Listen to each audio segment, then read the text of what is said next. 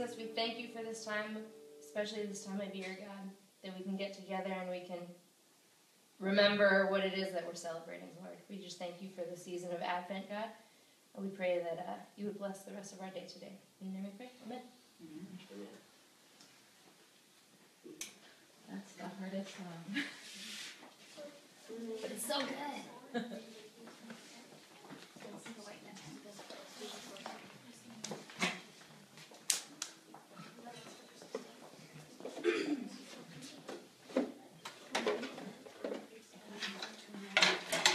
Sure.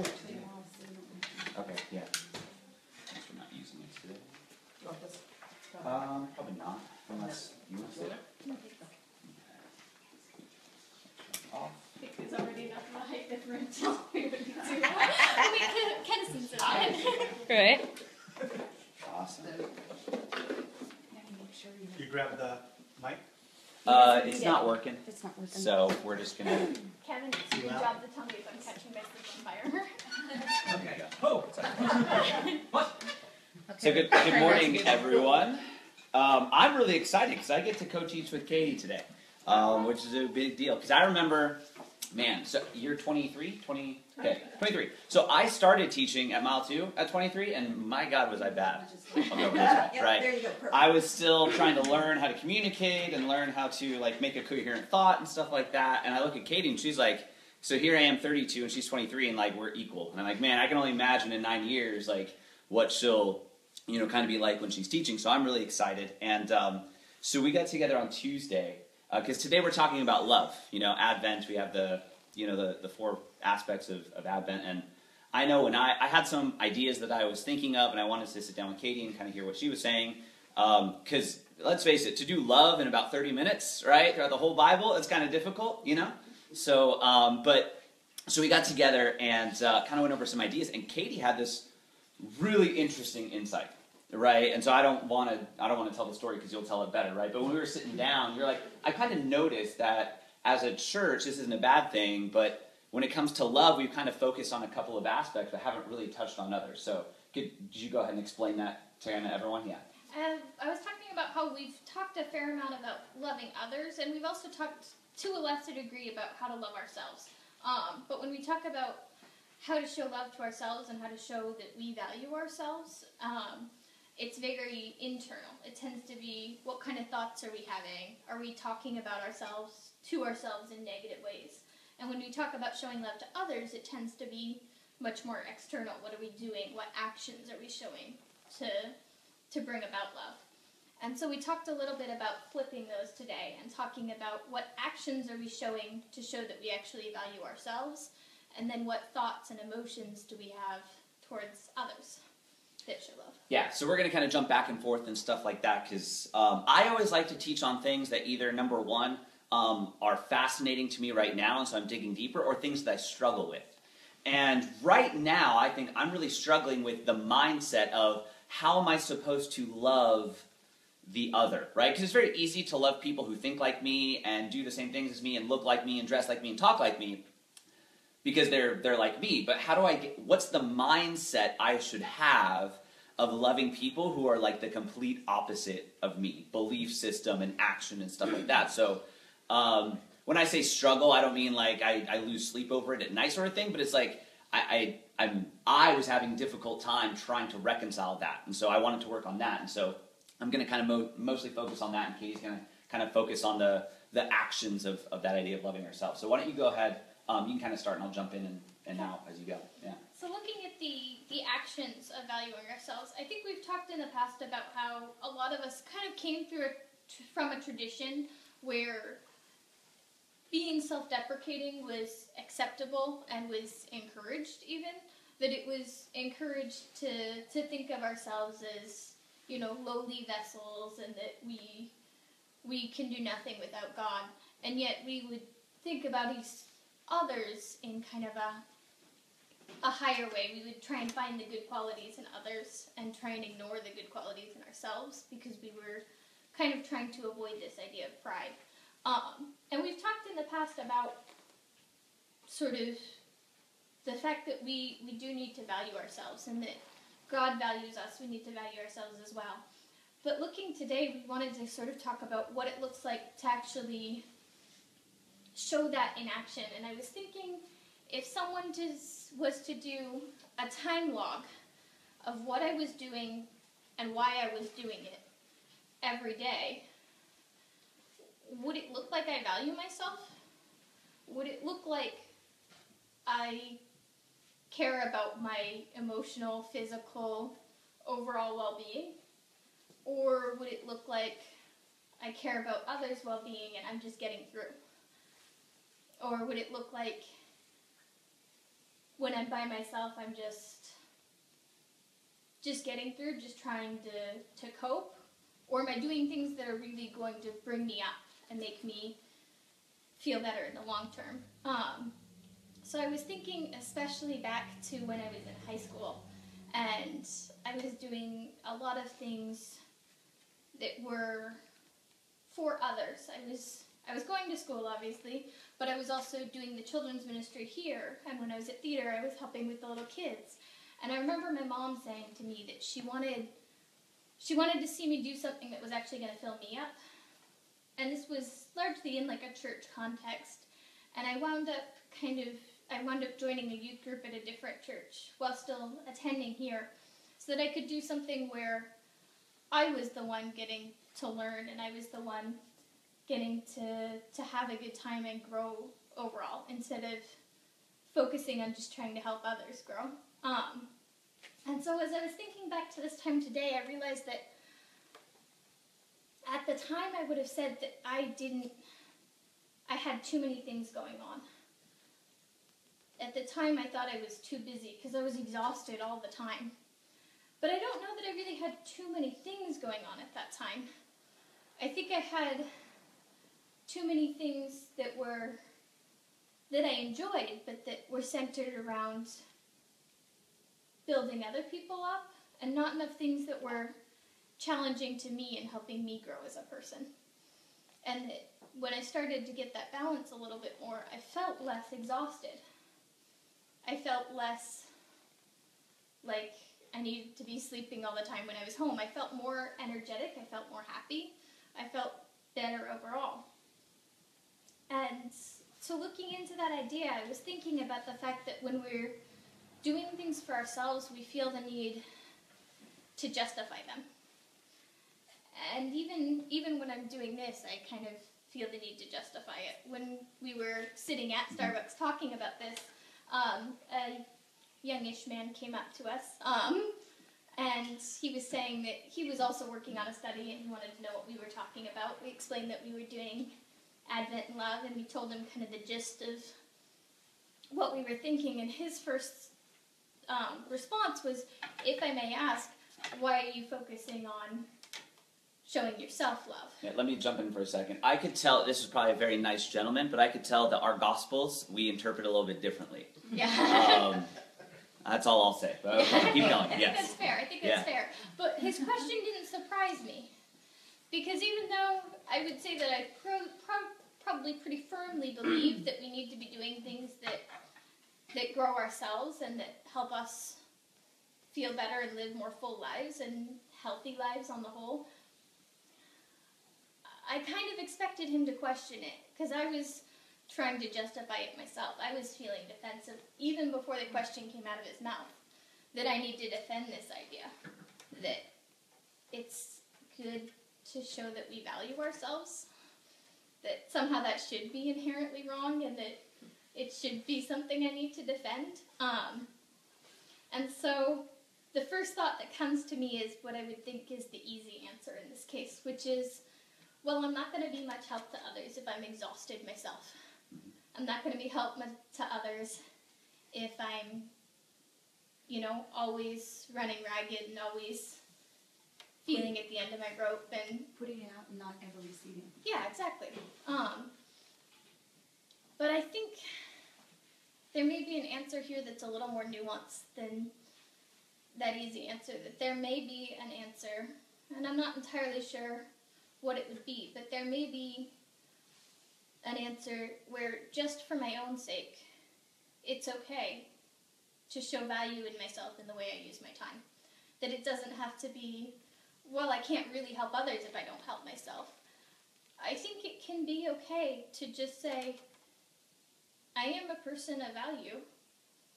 God values me. My friends and my family value me.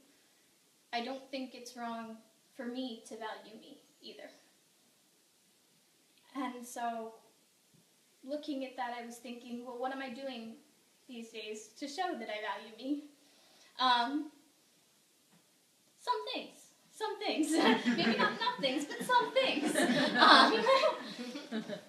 I was thinking about how I've been going to the library more often. I've been picking out books and I've been reading them. I've been going on walks with my iPod and just listening to music and calming down. I've been doing a lot of these things more often now that school's over, which is, good and natural, but maybe it would have been better to still do some of those things while I was in school, because I had time for them. There was time. It didn't feel like there was time, but there was time. And I realized I was able to kind of break down what I was doing for myself into two categories. There was the things I was doing to not feel miserable, and those were just relaxing things. Those were things that were like watching Netflix, or watching something funny, or just taking a nap, or just taking a bath. Those were those things where I don't feel miserable, and I feel less exhausted. And those have their place, and they're important. But then there were these things that make me feel better than not miserable.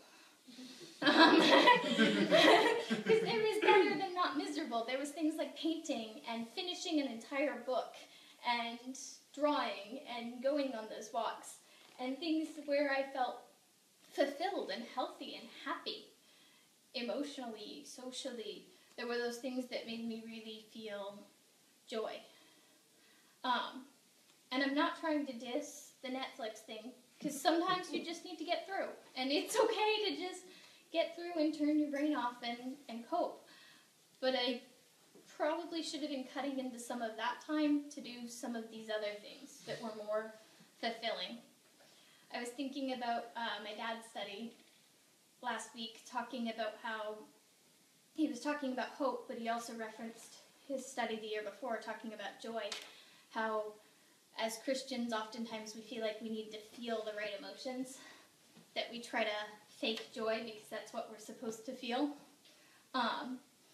And yet I was thinking, at the same time, we also come from this tradition where doing the things that make us feel joyful, we view as selfish. So we have to feel joyful all the time, but we can't do any of the things outside of a few special ones, like spending time with family and spending time praying, and these are all good things. But outside of those special things, we're not allowed to do the things that make us feel joy, or we're not allowed to prioritize those above serving others. And we feel selfish when we do. So, lots of different ideas here coming to the idea that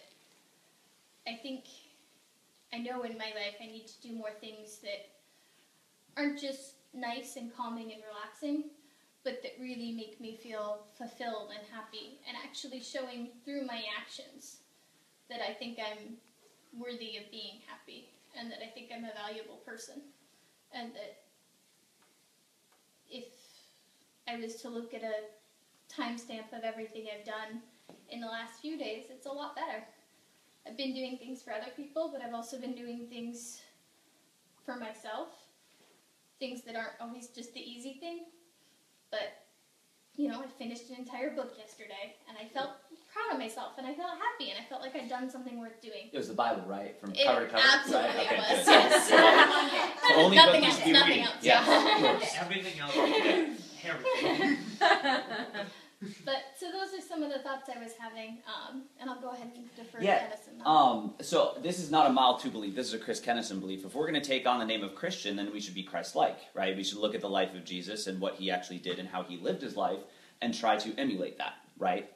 And there's story after story after story of Jesus. Now, Jesus, because we all have a mission, we all have a destiny, we all have I don't want to say job, but there's a reason that God kind of created us the way we are, with the strengths that we have and the gifts and stuff like that, is to do something in the world, right? And so if you look at it like a grand story, then we all have something that we're supposed to do or accomplish or be a part of, right?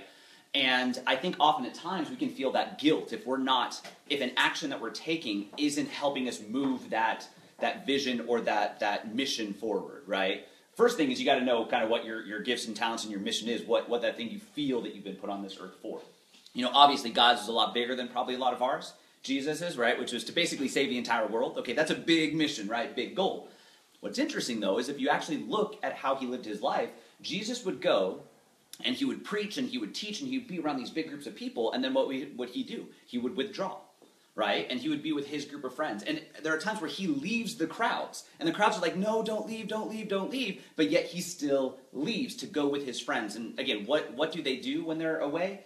We can only speculate, right? We had our studies of, the windows into the world of Jesus and in-group members and out-group members and stuff like that, so we can speculate, we can make educated guesses and stuff like that, but I'm sure it was a lot of conversation. I'm sure it was a lot of joking around. I'm sure it was a lot of, what we do when we go over to Steve and Karen's. We just kind of hang out and we eat food and we joke around and we talk about, serious things. We talk about very unserious things, and then Brent comes in and it just kind of goes and does what it does, right?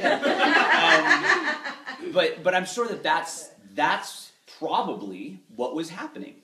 Right? But yet even though he had this grand, life-changing, world-altering mission, he still took time to be himself, to like Katie was saying, to love himself, to not, because let's face it, I mean, being a teacher, someone who is constantly teaching and is constantly talking and all that, it is emotionally and physically and mentally, it's draining. You do need to take that time to recharge, right? But it's also this idea of, because that's what ancient Mediterraneans did, is they would hang out with each other. They would just have a good time, They would have big feasts, and they would just, that's what they did, And Jesus doesn't, get rid of all that and say, no, I have a bigger mission in life. I have to save the whole world. No, he still participates in those actions, right?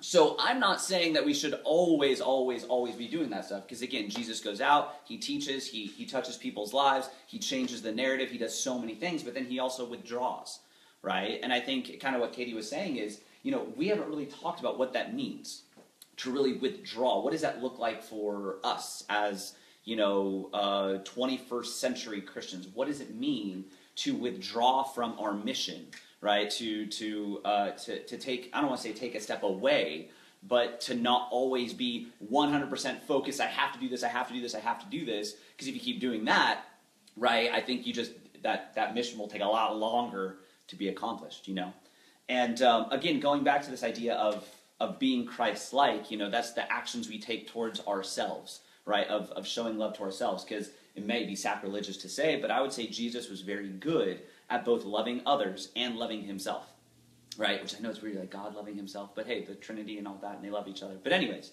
the thing that I was struggling with was, okay, if we are supposed to love ourselves in thought, in belief, and also in action, right, how do, it's like I said earlier, it's easy for us to, when we talk about belief now, we've been talking about how to think of yourself stronger, how to look at yourself as if God created you, which is totally true, right? Is, how does Jesus look at us? How does God look at us? What's the mindset we should have towards ourselves? Talked a lot about that. I don't think what we've talked a lot about, though, is, okay, the mindset of how we look at others and love others. We know the actions, right? But what does that actually look like? I don't have any actual text. I literally was, over the past few days, I was just like, there's story after story after story after story of Jesus kind of going outside of his in-group, right, and touching people's lives. And we see a lot of the actions that Jesus does.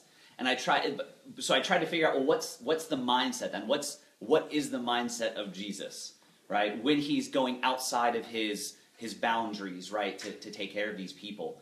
It's the Samaritan woman at the well, because Jews and Samaritans didn't hang out with each other, sort of thing. They were definitely out-group members, right? They were definitely opposites. They did not have the same type of thinking going on, It's Jesus hanging out with the lepers and the paralytics, people who are like the worst of society, the forgive my language, but the scum of the earth in that culture, right? And Jesus literally going out there. What is his mindset then? what is he thinking as he goes out and does this? So looking at some of the text and trying to figure this out, I just came up with a couple of different things, right? The first thing is this. What I think Jesus is very good at is realizing that every single human on this earth, no matter what they do, no matter what they say, no matter how they act, no matter how many terrible, terrible things they do, still was created by God. Like, if we actually want to take the text literally, God has breathed life into every single person on this planet. We don't always look at other people that way, though. We don't realize that the same breath that God put in us, He also put into the person who's yelling at us and telling us that we're wrong, or we're terrible, or we're going to hell, or we voted for the wrong person, or whatever, right? It's very easy for us to say, Jesus definitely doesn't love them. He loves me, though, sort of thing. I think one of the things that Jesus realizes is that every single person has been created by God and has gifts and has talents and has the stamp of God has literally been put on them, right? And so when he interacts with them, I think he sees them that way, right? That's not to say he doesn't get offended by people when they're taking advantage of people, and he does. It's not that he doesn't get angry. But a lot of times when he's looking at the oppressed, when he's looking at the downtrodden and the scum of the earth, he realizes that they do have the breath of God in them, right? I don't think right, and maybe I'm just speaking for myself. I'm sure everyone else in here doesn't have this issue, but I do, right? It's very hard for me to recognize that when someone has different beliefs than me, or thinks that the world should be run differently, or that, again, votes for the different person, or thinks my lifestyle is, not a good lifestyle, whatever that may mean, sort of thing.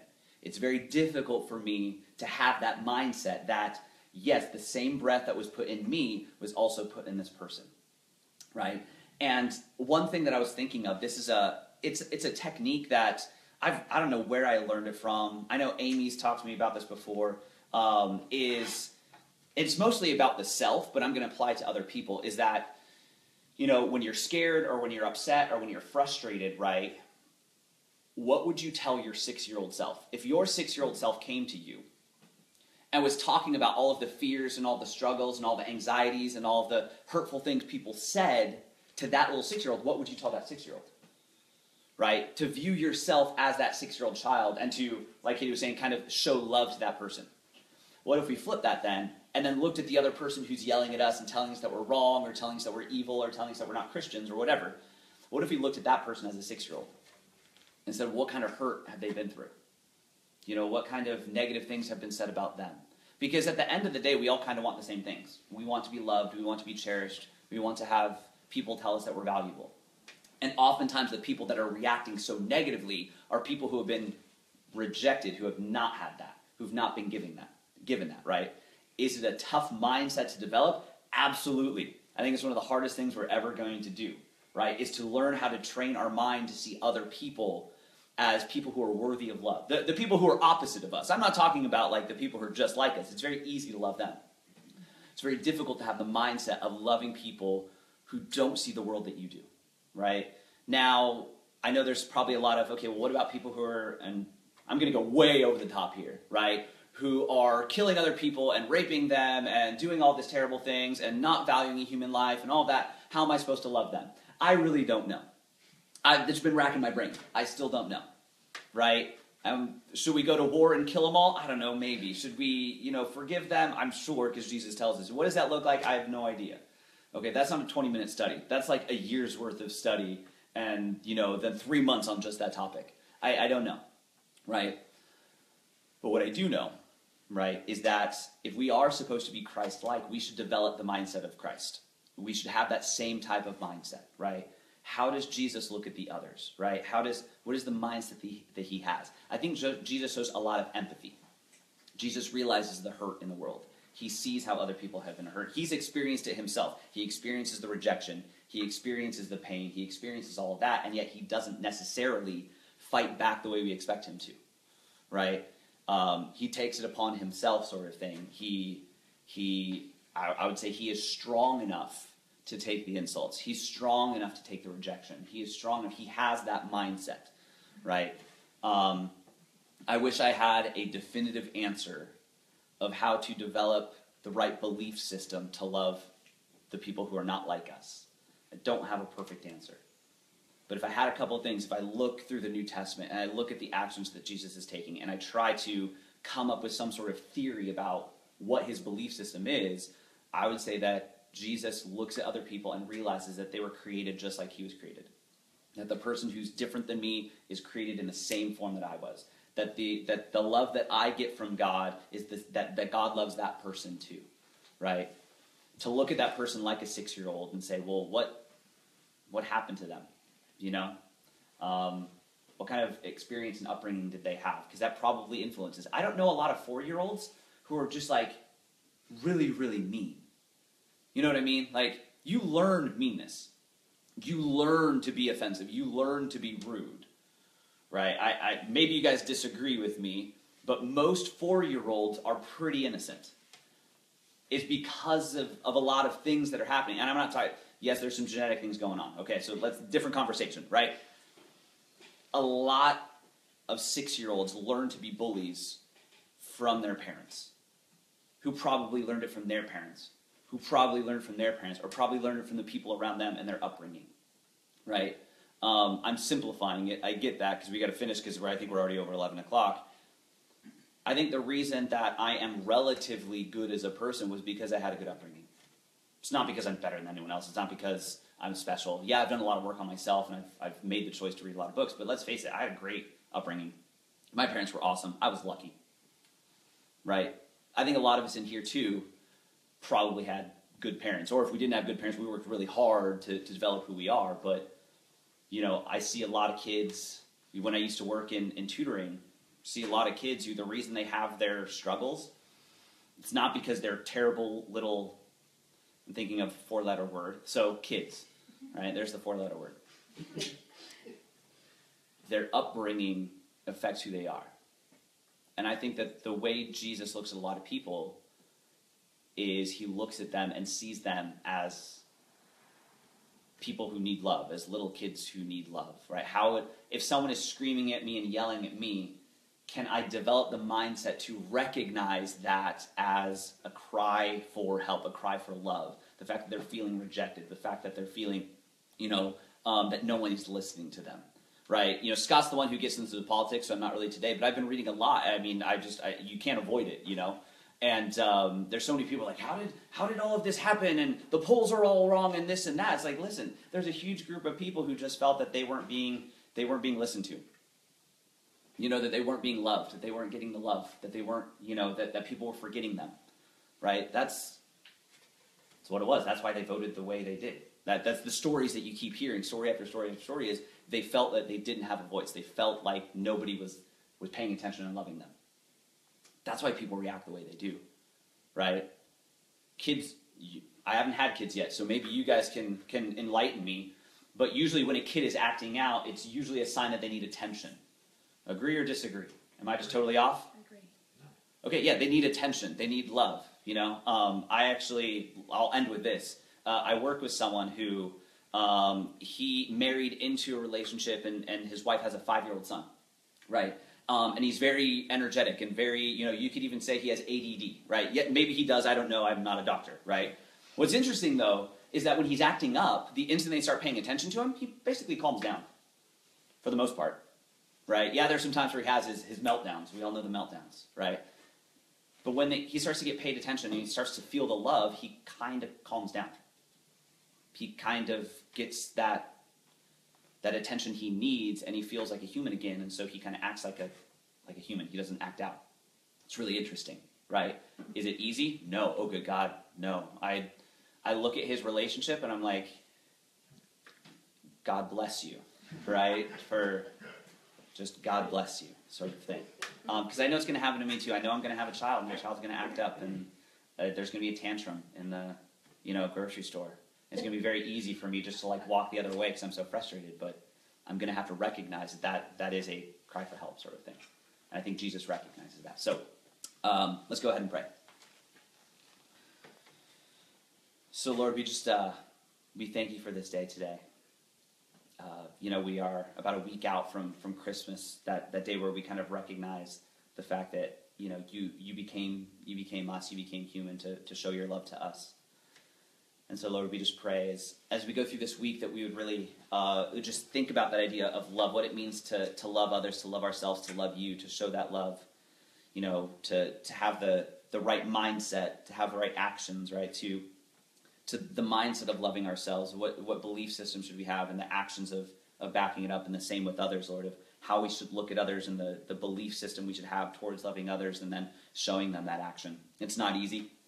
I think one of the hardest things that we have to learn is how to love, because there is so much pain out there, because there is so much negativity, Lord, that it's very difficult to develop that mindset. But I pray that we as a group, as a church, would that's something that we would really work towards and make it our mark, Lord, is that we have the right belief system and right mindset and right actions to show love to other people and to ourselves and to you. We ask all these things in your Son's name. Amen.